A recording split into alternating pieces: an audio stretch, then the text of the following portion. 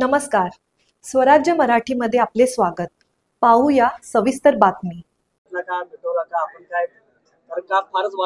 असं आहे की जयंत पाटलांच्या वडिलांवर म्हणजे आदरणीय राजाराम बापूंबद्दल जे काही गोपीचंद पडळकर बोलले ते आम्हालाही मान्य नाही, मुख्यमंत्र्यांना मान्य नाही. आणि त्याची गोपीचंद पडळकरांना ही काही भाषा महाराष्ट्राच्या काय तर खरं म्हणजे मानवीय संस्कृतीमध्ये बसत नाही ही समज दिली. पण ते कारण काढून जयंत पाटील बचाव नावाची जी सभा होती त्या सभेचं नाव होतं जयंत पाटील बचाव. कारण ते अगदी सायडिंगलाच गेले होते. त्या निमित्ताने पुन्हा लाईमलाईट मध्ये आले. असं काही लाईमलाईट मध्ये वगैरे येता येत नाही, ते येत्या स्थानिक स्वराज्य संस्था निवडणुकीत दिसेल. पण जयंत पाटील बचाव नावाची सभा झाली ते गोपीचंद पडळकर यायला बाजूला, तो काय बोलायला बाजूला, आणि देवेंद्र फडणवीस मग त्यांना आका काय म्हणताय, टरबुजा काय म्हणताय, बायको काय काढताय. आम्ही हा प्रकार चालू देणार नाही. आणि म्हणून आम्ही 1 तारखेला इशारा नावाची एक सभा करतोय किंवा तुम्ही पण नीट बोला. आम्ही पण गेले 1.5-2 वर्ष सातत्याने तुमच्या समोर मी कंठशोष करून मांडतो आहे की राज्यातल्या 20 प्रमुख नेत्यांनी बसून राजकीय संस्कृती भयंकर घसरलेली आहे यावर विचार विमर्श केला पाहिजे आणि डूज अँड डोंट्स करावे न करावे हे लिहून काढायला पाहिजे. कोणालाच त्याची पडलेली नाही. परिणामी कोणीही काही बोलतोय.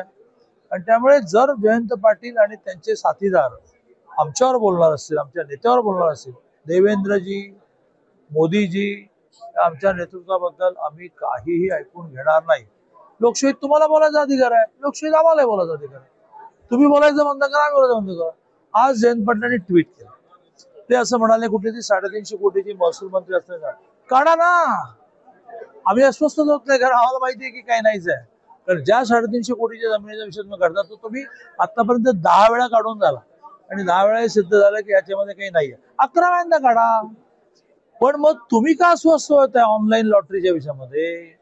नाव न घेतलं, तुमचंही नाव नाही घेतलं. एक अर्थमंत्री, ऑनलाईन लॉटरी, एक ठाणे जिल्ह्यातला आमदार, परमारची डायरी, एक आमदार, एका पक्षाचा नेता, त्याचं नवी मुंबईतलं मार्केट कमिटी, असंच म्हटलं मी. आता मी टोप्या फेकल्या, तुमच्या डोक्यावर का बसल्या? तुम्ही काही काळजी करायचं कारणच नाही, कारण तुम्ही तसे नाही आहात. तुम्ही धुतल्या जाण्यासारखे आहात. मग तुम्ही काळजी कशाला करता? मी करतो का काळजी? सकाळी 10 वाजता ट्विट झालं जयंत पाटलाचं, का अस्वस्थ झालो का? सगळे कार्यक्रम सुरू आहेत. हे नाहीच आहे ना बोंबल्याला. त्यामुळे काचेच्या घरात राहणाऱ्यांनी काचेच्या घरामध्ये बसून कुलूप लावून दुसऱ्यावर दगड मारू नये. आम्ही गोपीचंदला जे सांगायचं सांगितलेलं आहे. पण तुम्ही जर तुमची पिलावळ शांत करणार नसाल तर आम्ही काही आता स्वस्त बनणार. लोक मारतील आम्हाला. ते काही बोलतात, तुम्ही काय कसं बोलत नाही.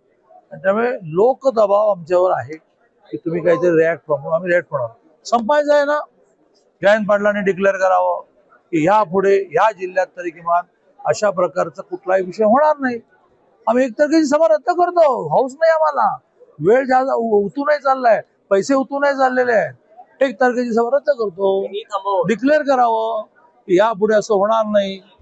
गोपीचंद पडळकरांनी जे राजाराम बापू बोललं त्याच्याबद्दल काय प्रकाराने आम्ही कॉम्पेन्सेट करणार आहोत ते तुम्हाला 1 तारखेला दिसेल.